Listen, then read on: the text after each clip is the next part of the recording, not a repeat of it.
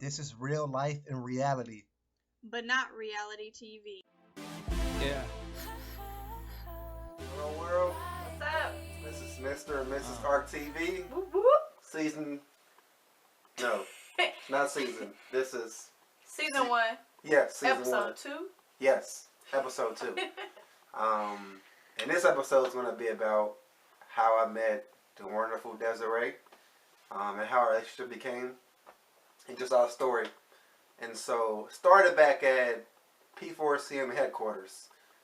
For you don't know who P4CM is or what in the world is that, it's the Passion for Christ movement. And I was going there for about a year and a half before her, correct? Yeah, sounds right. And then I was working in the t-shirt ministry first. And Desiree eventually became like over the P4CM ministry, the t-shirt portion. And so we got talking more.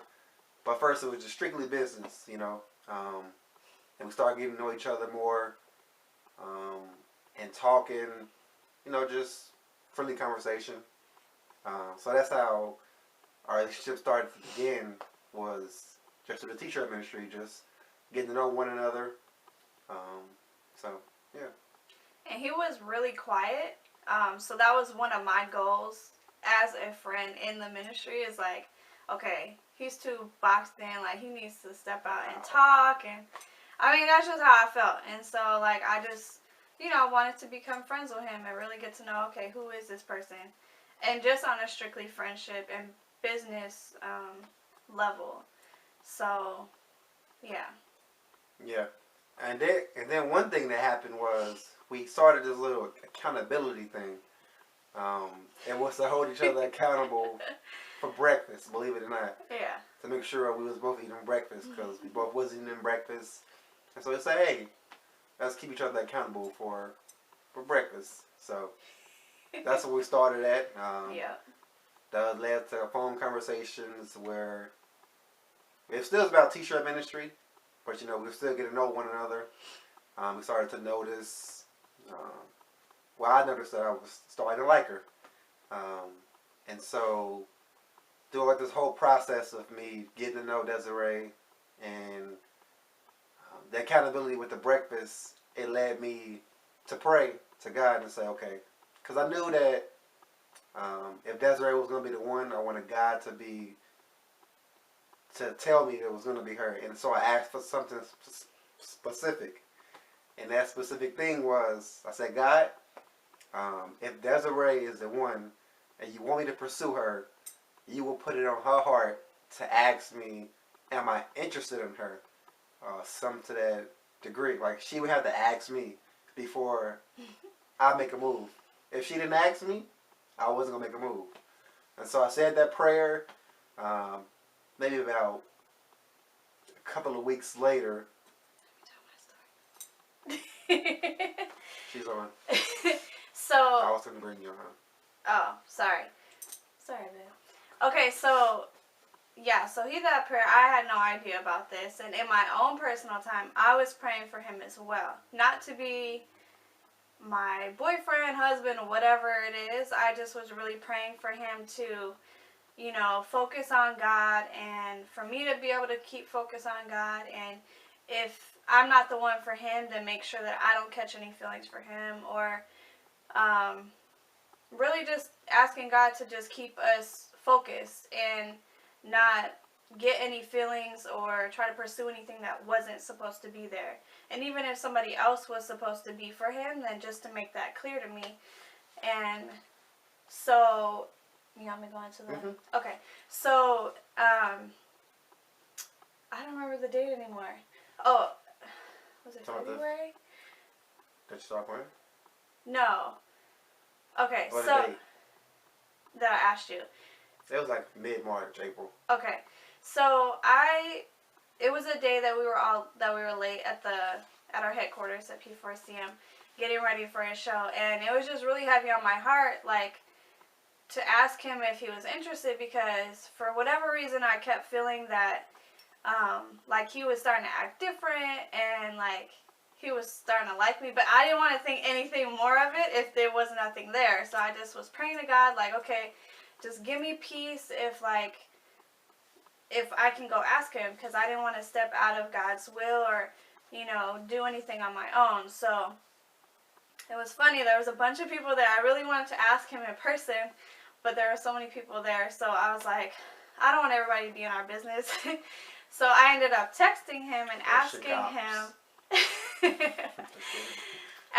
him if he was interested in me more than just being a sister, because I started feeling that, we built a friendship that was firm enough that whatever answer he had to say, I wouldn't be affected. So even if he said, no, I'm not, then I would have been, okay, cool, then I'm fine.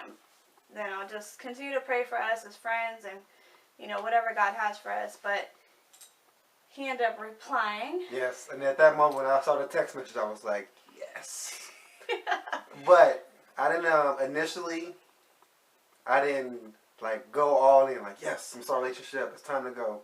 I still took a couple of weeks to pray to God to make sure that he wanted me to go forward with this. And so it was basically two options he gave me. If I went ahead and went on with the relationship, he was for it. If I didn't decide to, he was for it. So it was kind of like a decision where God left it in my hands. So as you know, we're together, married. I went ahead and went forward with it, and it was a great decision.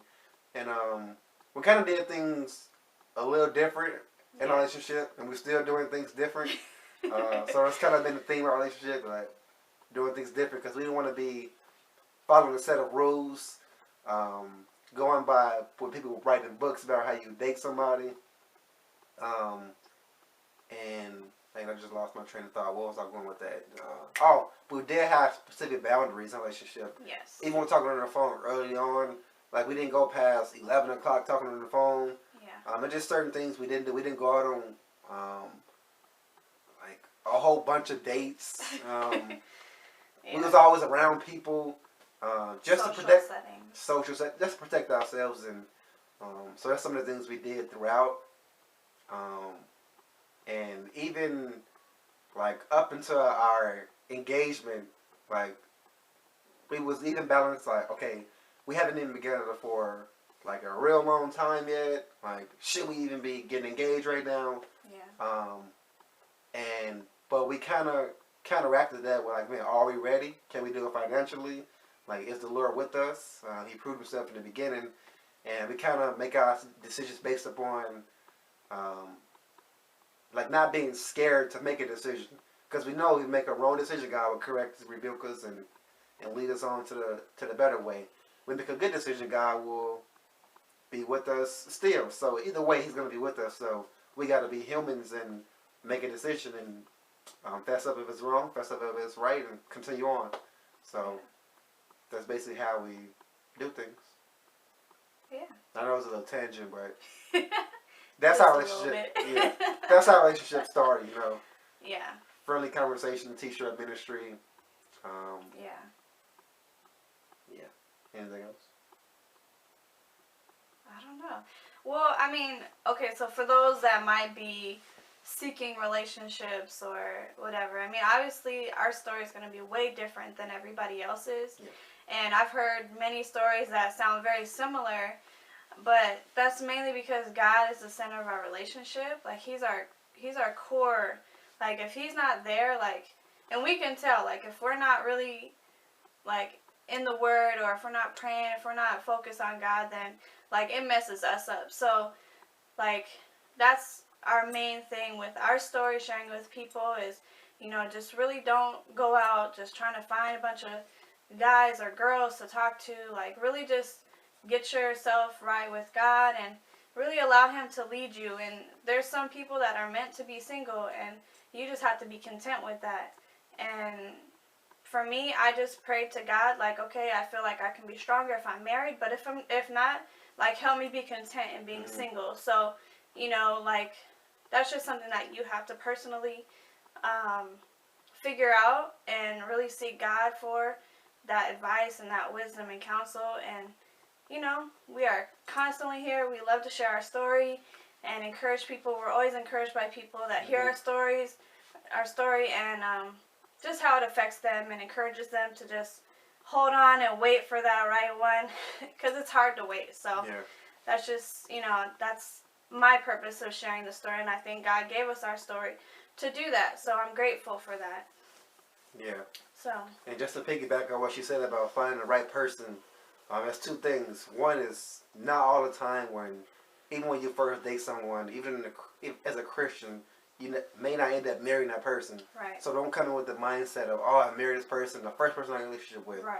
Because y'all can be friends for a time, and God can use a relationship to grow you, to encourage you, and to not end up in marriage. And so that's something to consider. That's why it's important to have the mindset, even what Timothy talks about, 1 Timothy, I believe, when it said, treat your sister as a sister and your brother as a brother, because me and Desiree are still brother and sister regardless, because when you get to heaven, like, there is no marriages in heaven. Right. Only marriage to the Lamb, and that's Christ. And so just have that focal point of not always thinking like, okay, marriage. Yeah. It's friendship, sister and brother, because at the end of the day, that's what we have at the end of the day. And the second thing is, God has there's somebody for people that God has his best. He has somebody out there that's his best choice. Yeah. And you can get somebody that's not his best choice. And it may work out, but you want to always consider, like, man, God has somebody for me if I'm a person to be married. Or if you're single, called to singleness, then be content with it, because at the end of the day, we still have Christ. So that's about it. And we thank y'all for coming out listening for ARC TV. ARC TV, whoop whoop. Yep, whoop whoop. No hand raising. Whoop whoop. But yeah, check us out next week, and it's gonna be episode 3. Yeah. And also California, it's a surprises week. Yeah. Somebody's coming into town. But yeah, we out of here. We signing out. I'm Mr. Ark. Mrs. Ark. Peace.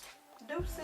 You got me doing things I never do. I want the whole world to know that I am your dude. And when I'm out, I'm never seen without you. Anything you ask me to do, love, I got you. Cause you're the only one I care for. And plus you keep me inspired and give me reason to keep going. Got me wondering what you here for. And you reply that I love you no matter what, so we keep growing. Yeah. And to the girl that is a guy and my dude, just a woman that's the love of your life. But not me, see, just maybe. It's Jesus Christ in my life, no ladies. Yeah, he deserves my devotion. Applies word to my flesh just like lotion. New eyes, now I see something like the ocean. I'm stuck up on Christ taking notes like a postage.